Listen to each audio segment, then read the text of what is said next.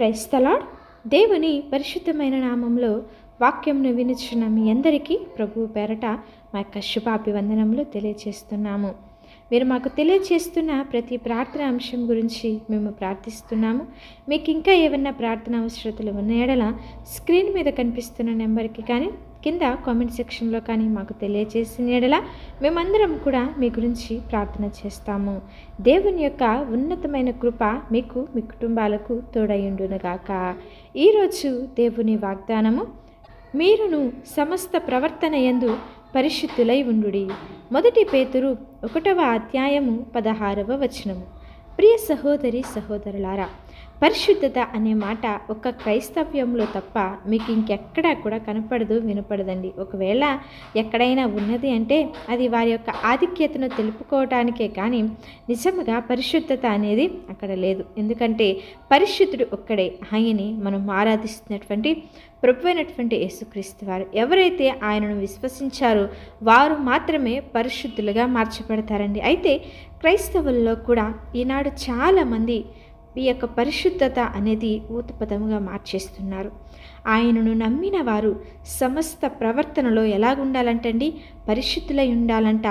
మాట్లాడే మాటలు పరిశుద్ధంగా ఉండాలి. ఎందుకంటే మాట మన యొక్క నాలుకకు రాకమునిపే అది ఆయనకు తెలుసు. కనుక మన యొక్క మాటలు చాలా క్రొత్తిగా ఉండాలి. మనం ఏమి మాట్లాడుతున్నామో, ఏమి మాట్లాడాలో, ఏమి మాట్లాడకూడదు అని మనము చాలా జాగ్రత్తగా ఆలోచించి ఇతరులతో మాట్లాడేటప్పుడే కానీ, ఇతరులతో మనం చెప్పేటప్పుడే కానీ, సంభాషించేటప్పుడే కానీ చాలా జాగ్రత్తగా మన యొక్క ప్రతి మాట పరిశుభ్రంగా మరియు పరిశుద్ధంగా ఉండాలి.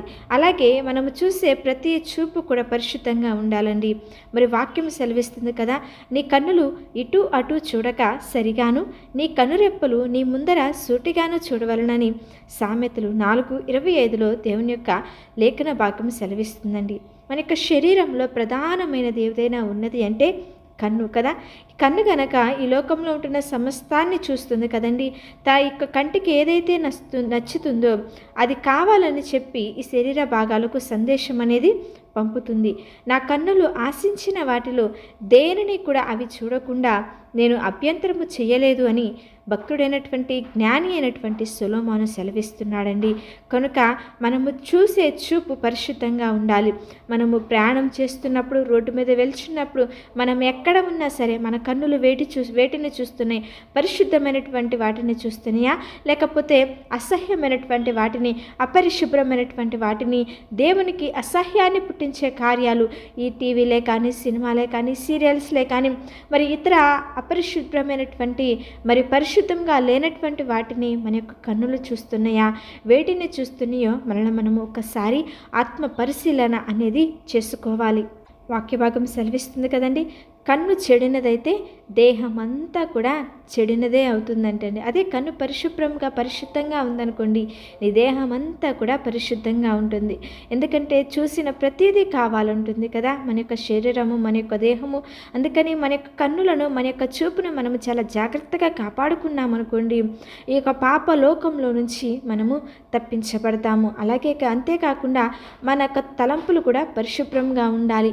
మనలో తలంపు రాకమునిపే ఆయనకి సమస్తము తెలుసు. మనం ఏమి ఆలోచిస్తున్నామో, మన హృదయంలో ఎలాంటి ఆలోచనలు కలిగి ఉన్నాయో సమస్తము కూడా ఆయన ఎరిగినవాడు. కనుక మనము హృదయంలో తలంపు పుట్టక మునిపే ఆయన మన యొక్క మనస్సును గ్రహించుచున్నాడు. కాబట్టి మన యొక్క తలంపులు అనేవి ఎల్లప్పుడూ కూడా పరిశుద్ధంగా ఉండాలి. మన యొక్క మాటలే కానీ, తలంపులే కానీ, చూపులే కానీ పరిశుభ్రంగా ఉంటూ మనలను పిలిచిన వాడు పరిశుద్ధుడు. కనుక మనము కూడా ఎప్పుడైతే పరిశుద్ధులంగా ఉంటామో ఆయన ఇచ్చిన ఆశీర్వాదాలను మనము పొందుకుంటామండి.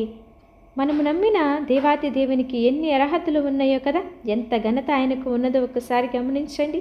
నా యందు పాపము కలదని మీలో ఎవరైనా నిరూపిస్తారా అని చెప్పి ఆయన అక్కడున్న వారందరినీ ప్రశ్నించారు. అయితే ఎవ్వరు కూడా ఆయన వైపు వేలెత్తి చూపలేకపోయారండి.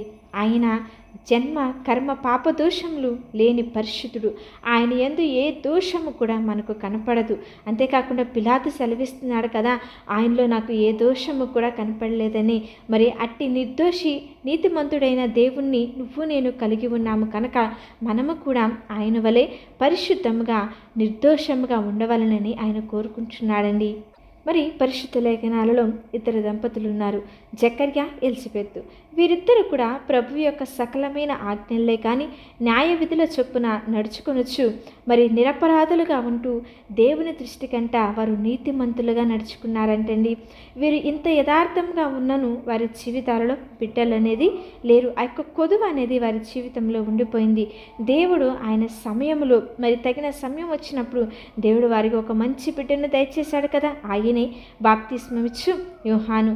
నీవు నేను కూడా ఆయన దృష్టికి నీతిమంతులముగా నిరపరాధులుగా కనుక జీవించినట్లయితే మన జీవితాలలో కూడా ఆయన గొప్ప మేలులను అద్భుతాలను జరిగించడానికి ఆయన సిద్ధంగా ఉన్నాడు. కాబట్టి ఆయన వచ్చే వరకు కూడా మనము పరిశుద్ధముగా మరి నిర్దోషత్వము కలిగి నిరపరాధులుగా కనుక మనము జీవించినట్లయితే ఆయన ఇచ్చే ఆశీర్వాదములు ఎంతో గొప్పవి. కనుక వాక్యం వింటున్నటువంటి ప్రియ సహోదరి సహోదరులారా, మనము ఎల్లప్పుడూ కూడా ఆయన అంటున్నాడు, నేను పరిశుద్ధుడిని కనుక మీరును పరిశుద్ధులై ఉండు ఆయన సెలవిస్తున్న రీతిగా మనము కూడా ప్రతినిత్యము మన యొక్క పరిశుద్ధతను కాపాడుకుంటూ ఆయన మనకిచ్చినటువంటి యొక్క గొప్ప భాగ్యంను దూరము చేసుకోకుండా నిర్దోషత్వము కలిగి నిత్యము ప్రభు సన్నిధిలో ఆయన దృష్టికి మనము నీతిమంతులుగా కనుక ఉండగలిగినట్లయితే మరి దేవుడు జకర్యా, ఎలిజబెత్కు వారి యొక్క ముసలి ప్రాయంలో ఎంత గొప్ప మేలు చేశాడు కదండి.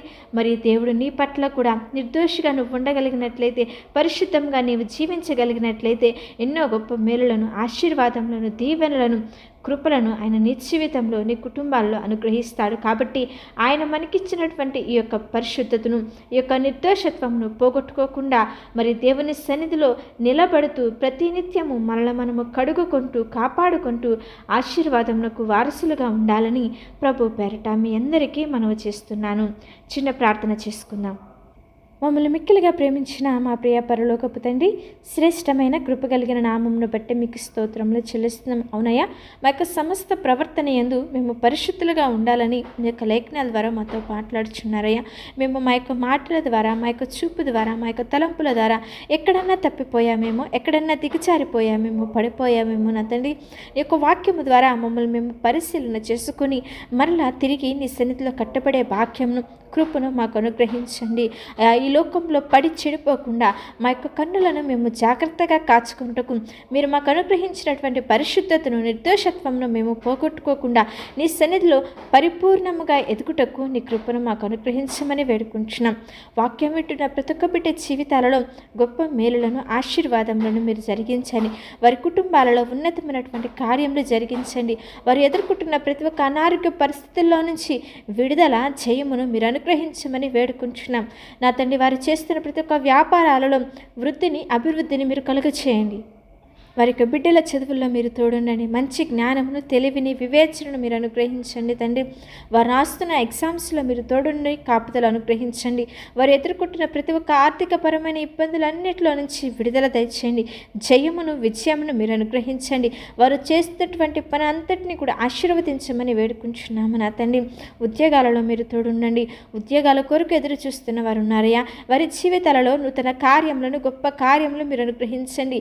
గర్భఫలముల కొరకు ఎదురు చూస్తున్న బిడ్డలు ఉన్నారు తండ్రి.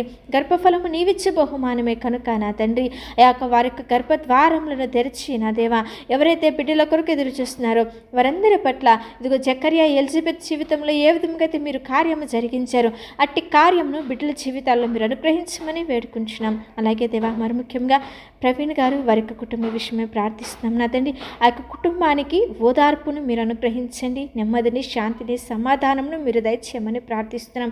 అన్ని ప్రార్థనా విషయాలు మీ చేతులకు అప్పగిస్తుండగా ప్రతి ప్రార్థనకు జవాబు అనుగ్రహించి మీ కృపతో నింపి నడిపించి బలపరిచి మేలులను దయచేయమని యేసుక్రీస్తు వారి శక్తి కలిగిన నామంలో అడిగి వేడుకొని ప్రార్థిస్తున్నాము తండ్రి. ఆమేన్. అలాగే మీ యొక్క ప్రార్థన అవసరతలు మాకు తెలియజేసిన యెడల మేమందరం కూడా మీ గురించి ప్రార్థన చేస్తాము. దేవుని యొక్క ఉన్నతమైన కృప, కాపుదల మీకు, మీ కుటుంబాలకు తోడయ్యుండి